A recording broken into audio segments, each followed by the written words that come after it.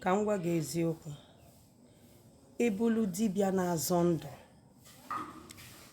ibu dibịa nwanyị dibịa, ibu eze nwoke, ibu eze nwanyị, ma na ị na-azọ ndụ, ka m gwa gị, gbaa mbọ fụ na ị na-azọ onwe gị. Look out for yourself and your family. That is the mistake a lot of spiritualists are making. Anya gị zube n'ebe ị nọ, zube n'ezinụlọ gị. Look out for yourself, because you are bound to be having so many attacks. N'ezinụlọ gị, na relationship gị, na marriage gị, n'ebe ụmụaka gị nọ. Look out. Ọ bụ na ị na-azọ ndụ n'ibu dibịa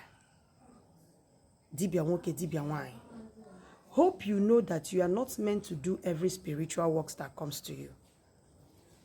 Ọkwa ịma na ọbụla ọrụ mmụọ niile bịakwutelu gị ka ị ga-alụ.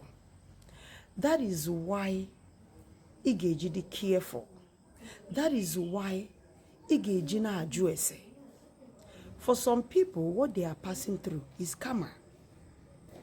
Yes. Karma has to take its full course on that person. And anytime you as a spiritualist, you interfere in the activities of karma, you are going to bear the consequences. You need a foresight, you need a third eye to know if somebody is suffering from karma or not.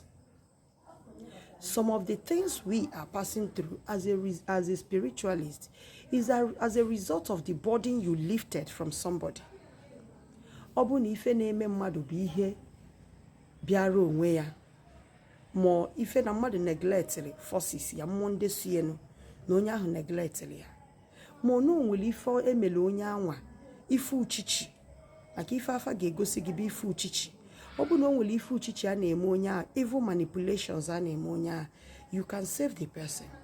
But in a situation whereby it is karma, or no karma ji the person, desist from helping that person as a spiritualist. Karma ga-emegide ọrụ ya mechaa to the end before that person can be rescued. Karma ga-alụgide ọrụ ya lụchaa to the end before that person can be rescued. If you go and interfere in the activities of karma, ijere ana wee danye n'onye karma na-enye nsogbu, ya bụ metalubulu, what goes around comes around.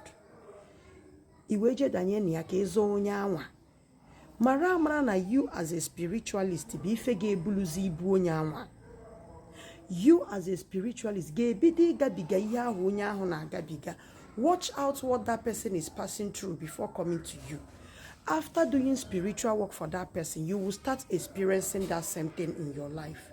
That spirit will come back to torment you because it's karma. Karma needs to take its full course. That is the law of nature. You don't interfere in the law of nature as a spiritualist. So you need to be wise. A lot of things are happening in the life of spiritualists today. And you know, when something happens to a spiritualist, people normally laugh. People are happy that this spiritual person is passing through this and that. That is why you need to be careful. You need to be wise. You need to be spiritually alert. For you to know, you need to be in unity with your forces. For them to reveal to you through your alpha or through your vision or through your trance that this particular person is suffering from karma. There is nothing you can do. There is nothing you can do. This person can only be rescued after karma is done. That is it. Thank you so much. This is Ezewani Omamili. I am at Okija in Anambra State. If you want to chat me on WhatsApp, 090 4322 8287. Have a nice day. Bye.